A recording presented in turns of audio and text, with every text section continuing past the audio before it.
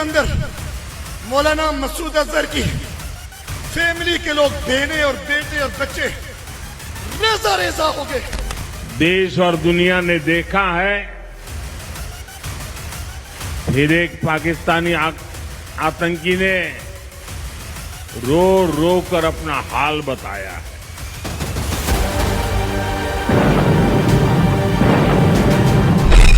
Operation सिंदूर के बाद से पाकिस्तान में हड़कंप मचा है।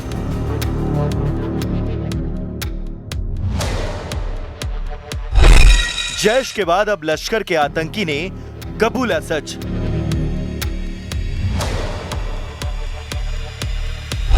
ग्राउंड जीरो से लश्कर के कमांडर कासिम ने बताई सच्चाई। ऑपरेशन सिंदूर ने पाकिस्तान की चूल्हे हिला दी। पहलगाम आतंकी हमले के जवाब में चलाए गए इस ऑपरेशन के दौरान भारतीय सेना के रौद्र रूप ने पाकिस्तान को चंद घंटों में ही घुटनों पर ला दिया।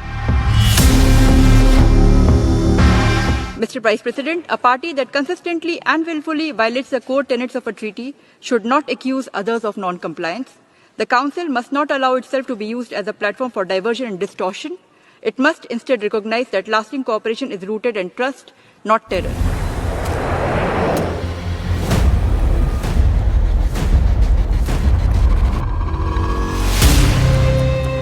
बावजूद उसके पाकिस्तान के हुक्मरान, पाकिस्तान की सेना बार बार अंतर्राष्ट्रीय मंचों पर झूठ परोसती रही, लेकिन दिन जैसे जैसे बीते सच्चाई खुद ब खुद परतों से बाहर आ गई और ये साबित हो रहा है कि ऑपरेशन सिंदूर ने असल में आतंकी ठिकानों का हश्र क्या किया। इस बार लश्कर तैयबा का कमांडर कासिम सामने आया है, जो ग्राउंड जीरो से सारी सच्चाई खुद ब खुद कबूल कर रहा है। वो कबूल कर रहा है कि यहाँ आतंकियों को ट्रेनिंग दी जाती थी। वो साफ कह रहा है कि मुजाहिदों को इसी जगह हथियार चलाना और धर्म के नाम पर लड़ना सिखाया जाता था। हालांकि वो कैमरे पर यह भी दावा कर रहा है कि यहाँ पहले से बड़ा कैंप बनाया जाएगा। जामे मस्जिद उम्मुल कुरा इसको हमले में तबाह कर दिया गया था। अब उसकी तामीर नौ का सिलसिला जारी है। बड़े मुजाहिदीन और बड़े तलबा नमाजें पढ़ के फारूक हुए गए हैं, फैज हासिल किया है। यानी पाकिस्तान भले ही इन ठिकानों को धार्मिक केंद्र बताता रहे, लेकिन असलियत यह है कि इन्हें आतंकी फैक्ट्री की तरह चलाया जा रहा था। वैसे कासिम का कबूलनामा पाकिस्तान की सरकार के बयानों से भी मेल खाता है। विदेश मंत्री इशाक डार ने माना है कि भारत ने कभी भी तीसरे पक्ष की मध्यस्थता स्वीकार नहीं की। इशाक ने हाल में ये कबूल किया कि जब पाकिस्तान ने अमेरिका से दखल देने को कहा, तब साफ जवाब मिला कि भारत का स्टैंड यही है कि ये द्विपक्षीय मामला है। इस दौरान इशाक डार ने यह भी माना कि ऑपरेशन सिंदूर ने पाकिस्तान पर इतना दबाव डाला कि उनके देश के भारतीय डीजीएमओ को फोन करके सीज फायर की गुहार लगानी पड़ी। ये बयान पाकिस्तान की मजबूरी और दबाव की हकीकत को पूरी तरह से बेनकाब कर गया।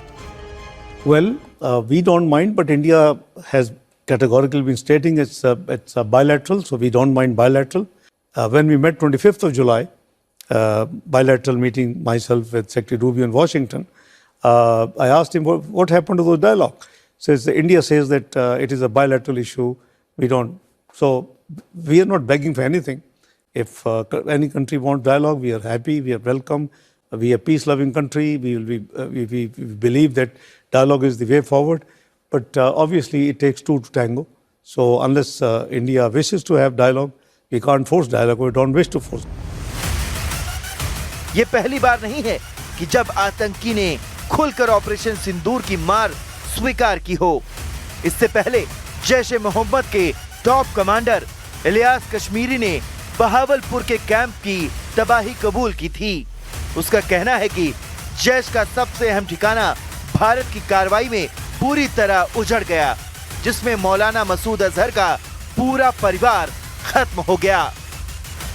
इस मुल्क की नजरियाती जुग्राफियाई सरहदों के लिए कभी हम दिल्ली से टकराए, कभी हम काबुल में टकराए, कभी यहाँ कंधार से टकराए। सब कुछ कुर्बान करने के बाद 7 मई को भावलपुर के अंदर मौलाना मसूद अजहर की फैमिली के लोग, बहनें और बेटे और बच्चे रेजा रेजा हो गए। इलियास का यह बयान है कि ऑपरेशन सिंदूर ने न सिर्फ लश्कर बल्कि जैश जैसे ठिकानों की रीढ़ भी तोड़ दी है। आतंकी कमांडरों का ये इकबालिया बयान पाकिस्तान की सरकार और उनकी फौज की पोल खोलते हैं, जो अब तक अंतर्राष्ट्रीय मंच पर झूठ बोल रहे हैं। खुद प्रधानमंत्री नरेंद्र मोदी भी साफ संदेश दे चुके हैं कि नया भारत किसी भी धमकी से डरता नहीं। नया भारत घर में घुस कर मारता है और भारत की इस बढ़ती ताकत को आतंकी रो रो कर कबूल कर रहे हैं। पलक झपकते ही पाकिस्तान को घुटनों पर ला दिया। अभी कल ही देश और दुनिया ने देखा है, फिर एक पाकिस्तानी आतंकी ने रो रो कर अपना हाल बताया है। साथियों, ये नया भारत है। ये किसी की परमाणु धमकियों से डरता नहीं है।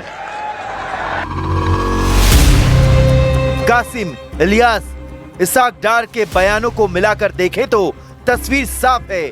ऑपरेशन सिंदूर ने पाकिस्तान की नींव हिला दी है। पाकिस्तान सरकार मजबूरी में सफाई दे रही है और आतंकी कमांडर कबूलनामे में सब कुछ उजागर कर रहे हैं। हालांकि कासिम का ये भी कहना है कि पहले से बड़ा कैंप बनाएंगे और दारे सफा जैसे प्रोग्राम चला रहे हैं। ये भी चेतावनी दी कि पाकिस्तान की जमीन पर आतंकी की खेती अभी खत्म नहीं हुई है।